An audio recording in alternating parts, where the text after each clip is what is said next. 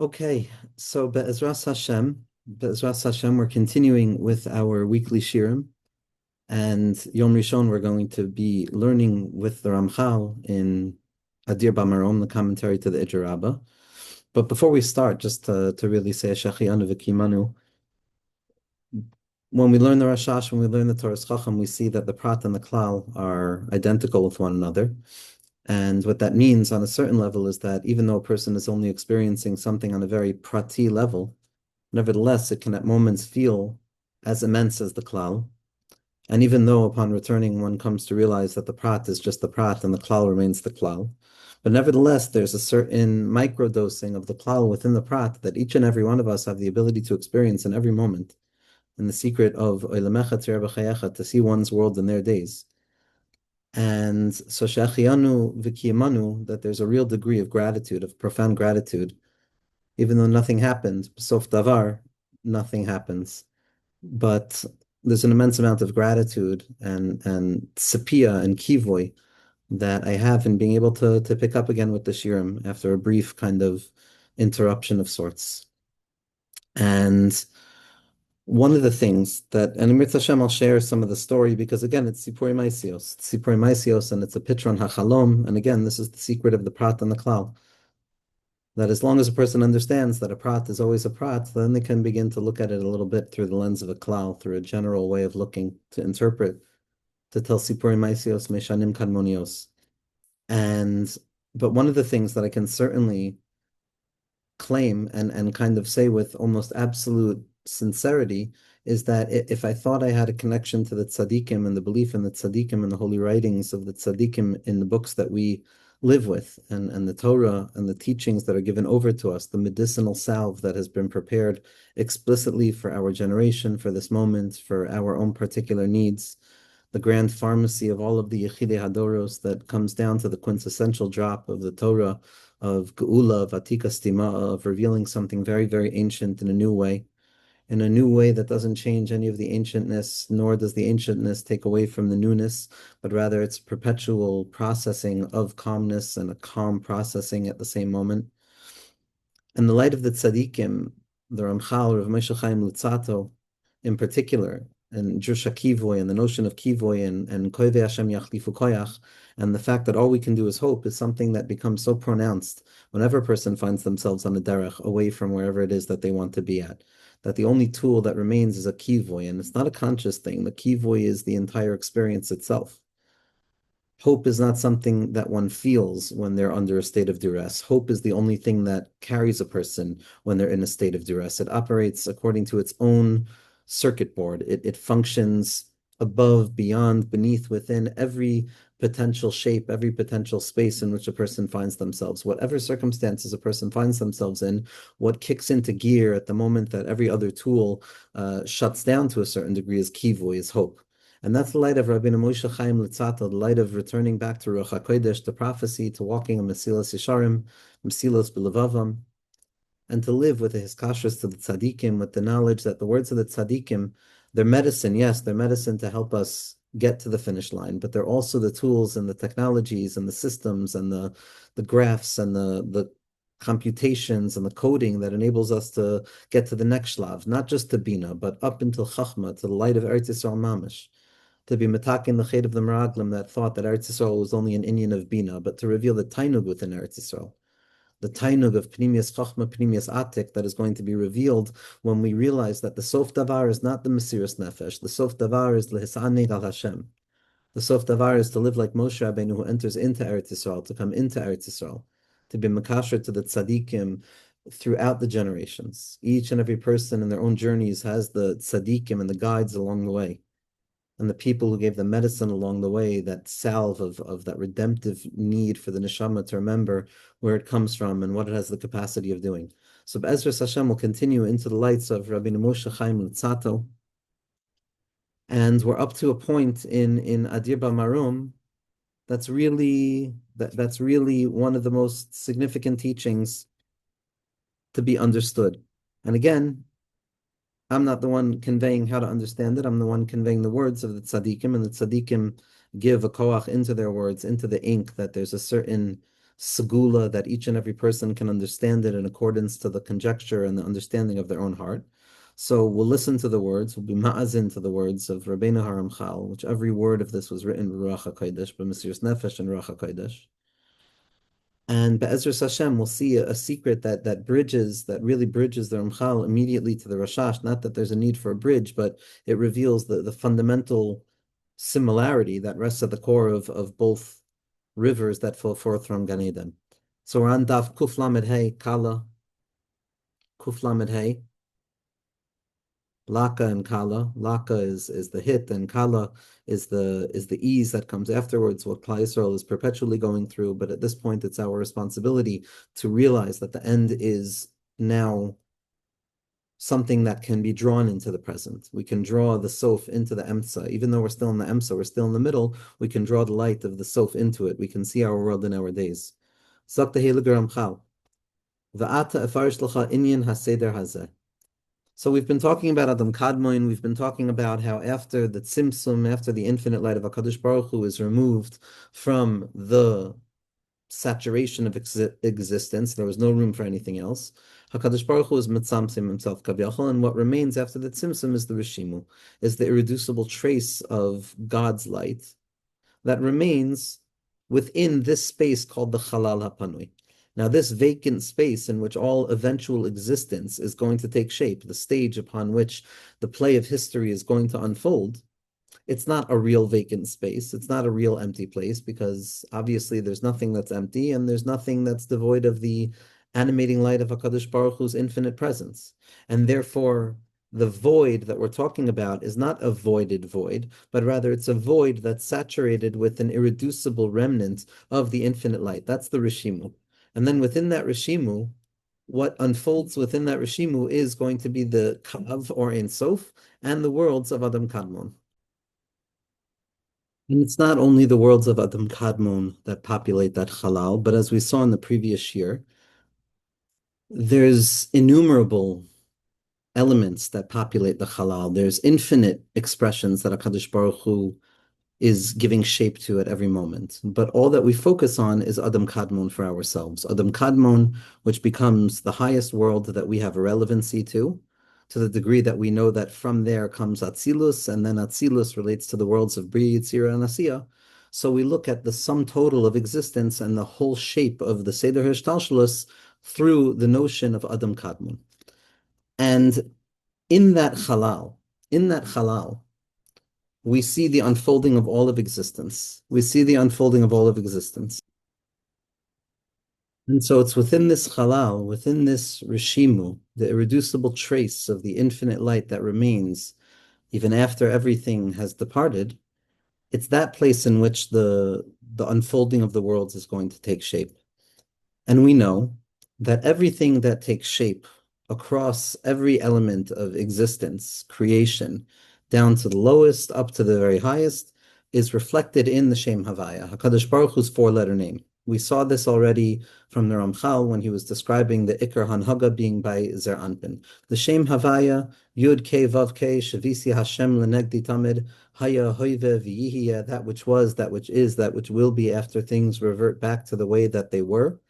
The eternally present presencing of all of existence, the Shem Havaya, that which cannot be expressed in its actual written nature, but can only be expressed by way of a secondary name, Aleph Daled Nun Yud, that everything is reflected and aligned according to these four letters, Yud, K, Vav, K. And we know that the tippy most part of the Yud is called the Kutza Shel Yud, which represents the fifth level.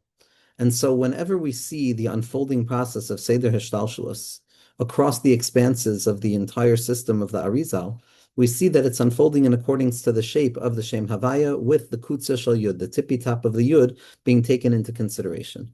Now, the tippy top of the Yud is Keser, the Yud is Chachma, the Hey is Bina, the Vav is Zer Anpin, and the lower Hey is going to be Malchus. that's going to be in the nature of the partsufim. In the nature of the neshama, the tippy top part of the yud is going to be the yechida, the yud is going to be the chaya, the hey is going to be the neshama, the vav is going to be the ruach, and the hey is going to be the nefesh. When it comes to understanding the worlds aligned with this Shem Havaya, the tippy most part of the Yud is going to be the world of Adam Kadmon, the Yud is going to be the world of Atzilus, the Hey is going to be the world of Bria, the Vav is going to be the world of Yetzira, and the lower Hey is going to be the world of Asiya. So we see that there's an alignment of the five worlds, the five Partsufim, and the five Chalakim of the Neshama, and that's just one expression of the similarity.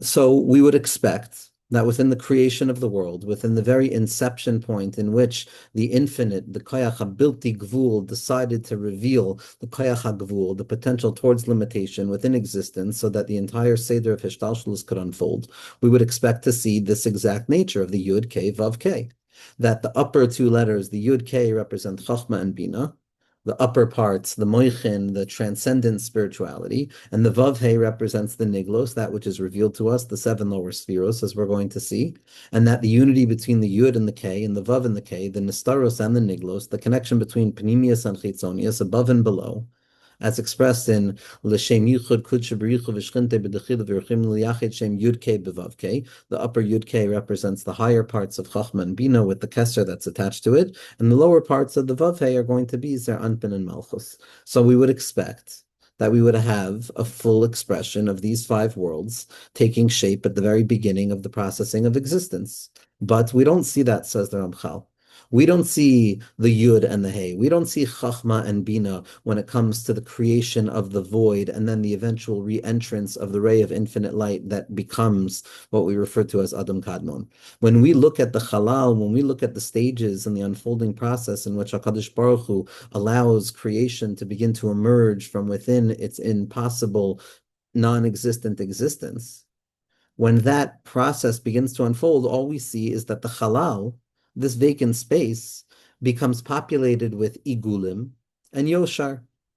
There are circling, roundabout expressions of the spheros, which represent a more immature, natural order of the way that HaKadosh Baruch Hu governs existence and the way that we experience existence. And then interior towards that circularity of the igulim rests the yoshar, the verticality, the direct nature, the measured nature in which the human being is the most essential thing. Those two lower levels represent the hey, the lower hey, and the vav. The lower hey is igulim, it's the element of the nekeva, and the yoshar is going to be the vav, which is an element of the zachar. But all we have is a vav hey. All we have is a halal and a kav. All we have is igulim and yoshar. We don't see the yud k here. Where is the yud k? Where is this element of that which remains beyond us, that which remains inaccessible, that invisible element of our faith? Vav k represents that which is revealed, that which is present, that which is graspable, that which is present and revealed in an apparently imminent way. The midos, chesed, gvura, tiferes, netzach, hod, yesod, malchus, the 7 days of creation, the 7 natured order of this worldly existence. That's what's graspable to us. Our neshama and our ruach, ner Hashem, nishmas adam. All we can do is our nefesh and our ruach, and then HaKadosh Baruch Hu adds the keser, the chachma, and the bina to it. And so we see at the very inception of creation, we see the void that's only being filled with a vav and a hey. We only see the lower parts. Where is the yud k? That's the question. And with this, what the Ramchal is about to describe to us, in terms of the relationship between moichin, between chachma and bina, keser chachma and bina, the kutza shel yud, the yud and the hey, which represents the ascendant part of HaKadosh Baruch Hu's name, that infinite element of HaKadosh Baruch Hu that remains beyond graspability, that remains beyond encounter, but nevertheless can be encountered at any moment when one encounters that impossibility of encounter. Within that place, there's a secret miracle that takes shape, which is the Razad D'Meim Nusa, that a person has the ability of entering into Moichin. But the interrelationship between the Yud K and the Vav K, that which is revealed to us, is going to become a bedrock, a foundation point, a foundation stone upon how to understand our relationship as that which is below to that which is above, and how to understand that which is above in terms of how it relates to that which is below. So the kasha is, why is it that at the beginning, at the inception of existence, all we find is the vav hey, the lower parts of HaKadosh Baruch Hu's name, haniglos lanu levanenu ad olam, that which is revealed, that which is graspable, the zayin midos, zer anpin and malchus. Where do we see keser chachma and bina? Yes, we try and draw down Keser Chachma and Bina, but all we know is our experience of Keser Chachma and Bina through the process of Zer Anpin. We don't know what real Moichin are. And so the question is, where are the real Moichin? Where is the Yud in a world that all that seems to exist is a Vav Zak the Heilige Ramchal. Let me describe to you the processes and the arrangements that we're going to see. V'tavin sod gadol ma'od, and you're going to come and understand a very deep secret. Kihine ha'igulim heim nefesh. The first thing that populates the Chalal HaPanui and the Roshim is the igulim. They represent the lower hay, their malchus, their nefesh. The Hayoshar and the straight lines that populate the inner interiority of the circles that represent the real direct way in which HaKadosh Baruch Hu governs the world and our own experiences, Bahashkacha Pratis Muflagas. That's the element of the Ruach. The Heim Sod Havav V'Hahei Shal Hashem Havaya. And this Vav and Hey, the Ruach and the Nefesh, Igulam and Yoshar, that represents the lower elements of HaKadosh Baruch Hu's name. The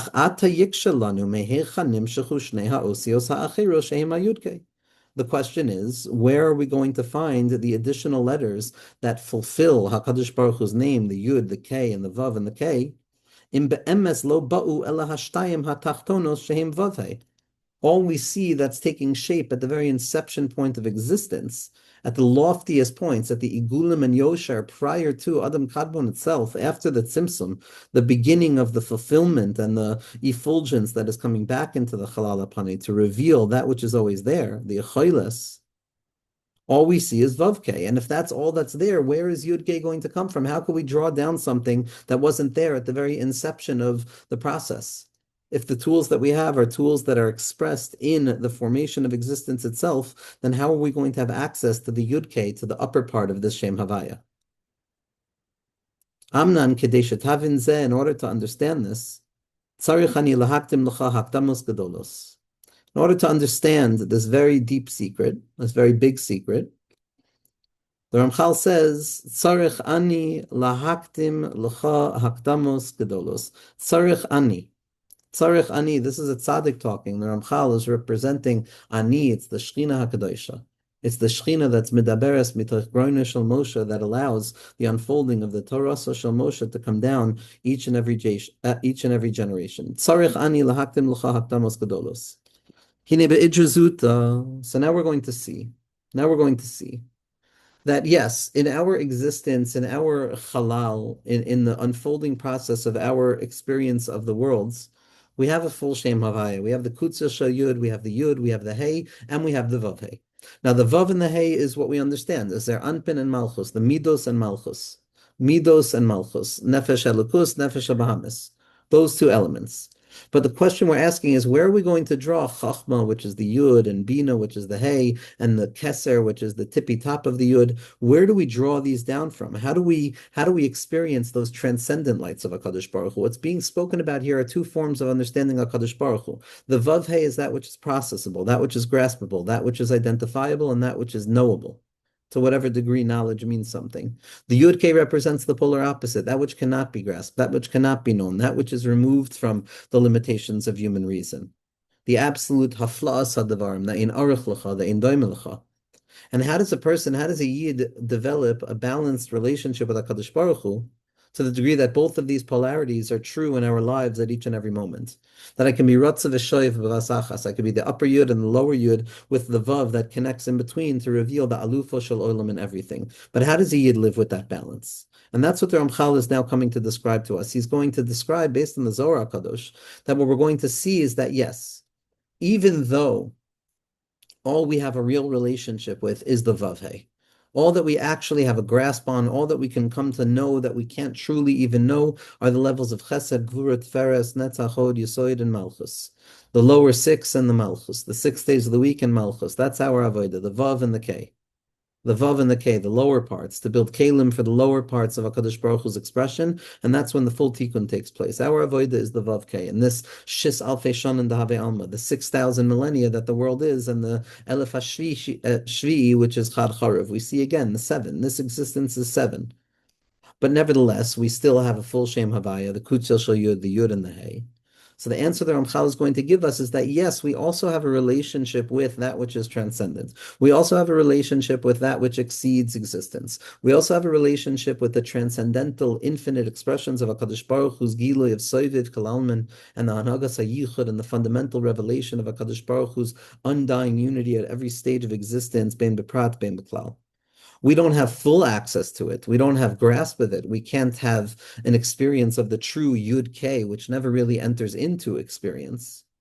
All we can understand is the reflection of the true Yud K, the element, the elevated parts of HaKadosh Baruch Hu's name that are funneled down and transmission through the mediation of Zer Anpin. When we experience Chachma, Bina, and Das, which is really just the Netzach Hod and Yesoid of Malchus that is expressing itself and emptying itself out for the sake of allowing the child, the Zer Anpin and the Nukva, to receive Moichin, when we experience the Chachma, Bina, and Das, that's only coming from the Nahi of Bina, that's only coming from the Nahi of Abba, which is only coming from the element of Moichin that we draw down. Nevertheless, what we're experiencing is the full expression of those true Moichin that exist outside of existence. That the moichin that we have, our dimyon, even our moichin the godless, our moichin the katnus, it's a biyad hanaviyim adame, it's a dimyon klape that which is going to be revealed. Every hasaga is a dimyon klape that which is going to be revealed. Every moment of grasp is the recognition that if I'm grasping it, I have not yet begun to understand everything. Every vav hey opens up to a new level of a yud hey that is ungraspable. But because we need a fullness of the shame, we have the ability to draw down the yud, the hey, the kutza shel yud, the yud and the hey, down into the vav hey, so that we can experience the immediacy of chachma, of keser chachma and bina through the mediation of zer anpin. And even though it's a love b'derech midosav, nevertheless we're experiencing an element of those moichin. And so our relationship with these two parts of ourselves, with these two parts of HaKadosh Baruch Hu's expression in existence, the Vav Hey we have a real achiza on. We can dissect it, we can manage it, we can try and understand it. But the Yud Kei Hanastaros LaHashem Elokeichem, that the hidden parts, we don't have a real relationship. We can touch it by not touching it. We understand that we have a remnant of it, a vision of it that's to be revealed in the future. But nevertheless, when we come close enough to grasp it, we realize that we're not really grasping it. Masha'ein Kain, when we see the level of Vav Hey, where in fact we are able to grasp it. We are able to grasp it to a certain degree. And these are the words of the Ramchal. Hine be'idra in the Idra, this is a commentary in the Idra Rabbah. The Idra is the deathbed of Rabbi Shimon of Lag BaOmer. Amru, beze'er anpin oisiois inun lav talien ele inun mamish. Uba'atika kadisha talien. These letters, the name of Hashem, the dots and lines that create all shapes and all letters, the tzura of all things. Letters are affixed to the level of Zer Anpin. They're there, they're present. They're not contingent. Lav Talyin, they're not standing in the air undetermined, but rather they have a real bond and connection. But they're there in actuality, inun mamish. But by Atika Kadisha, by the level of Keser Chachma and Bina, the osios are Talyin.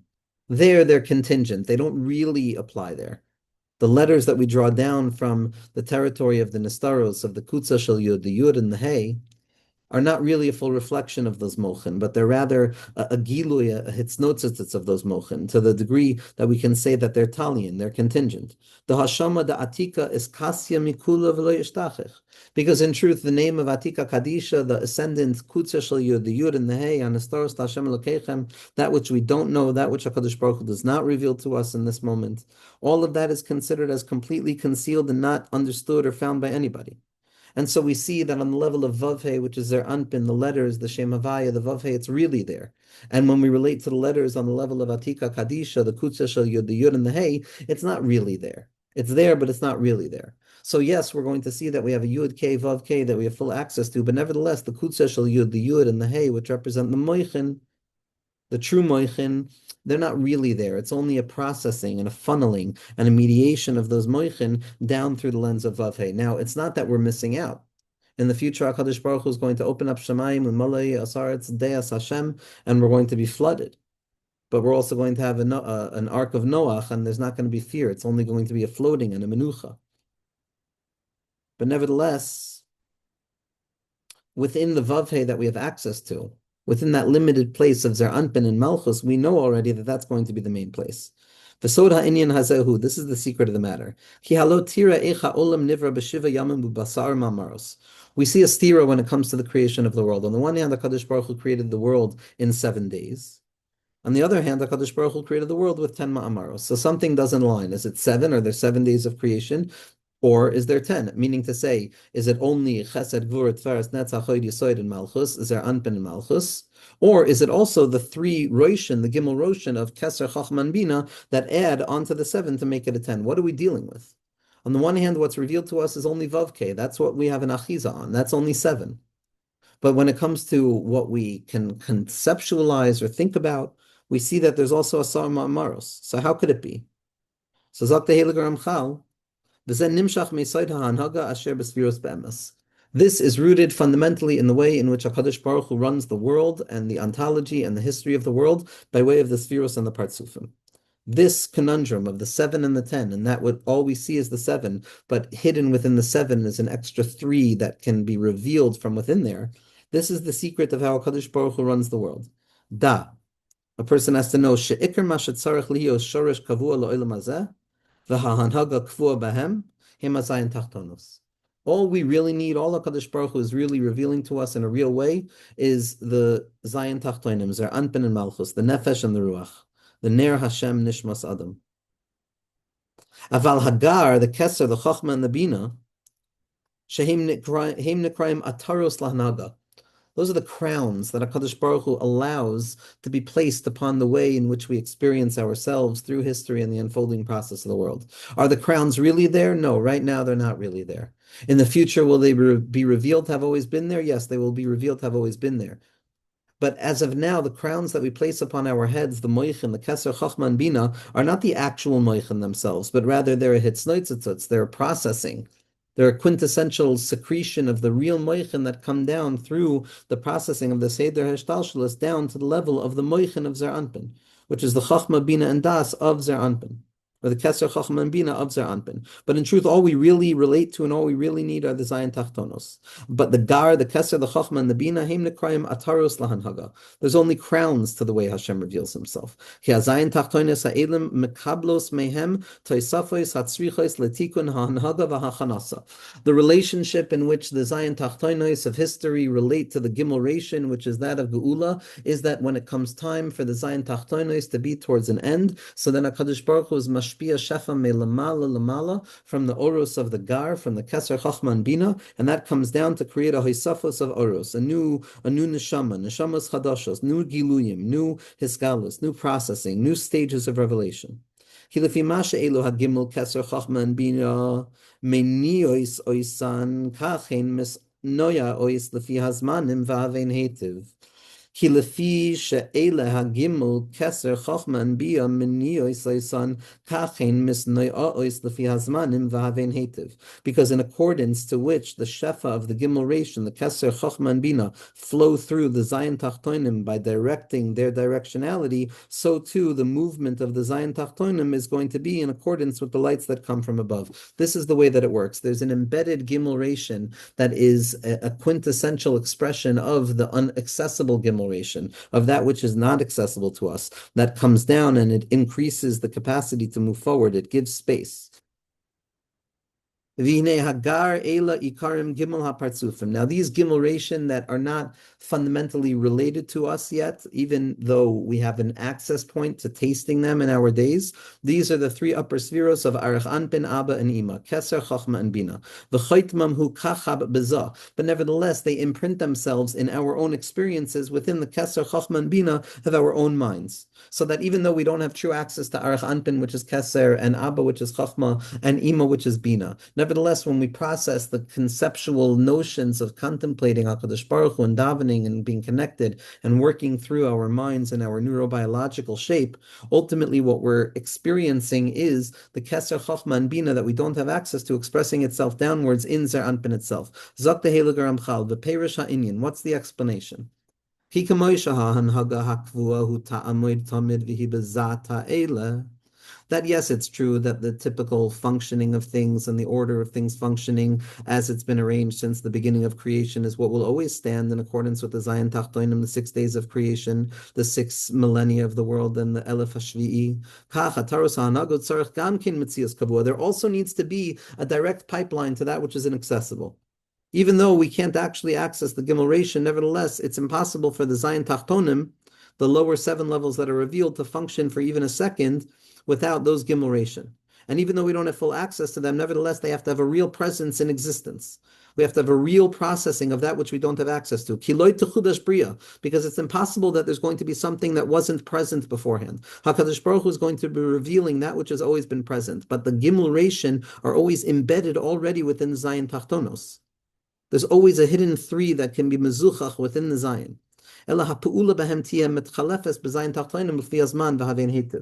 only secret is that the hidden nature of Gar, of Keser, Chachma, Bina, Rachamim, Rabim, Rachamim, Geula, Moichin of Geula, Moichin of Mashiach ben David, Mashiach ben Yosef, Moichin of Moshe Rabbeinu himself, the true Keser, Chachma, and Bina, they express themselves already in our days, hidden and embedded within the Zion Tachtonos. Like we've always spoken about, when we realize that what we've always wanted is always already there in a hidden way, it stops becoming a searching for that which we don't have, and it becomes an uncovering of that which we already have. There's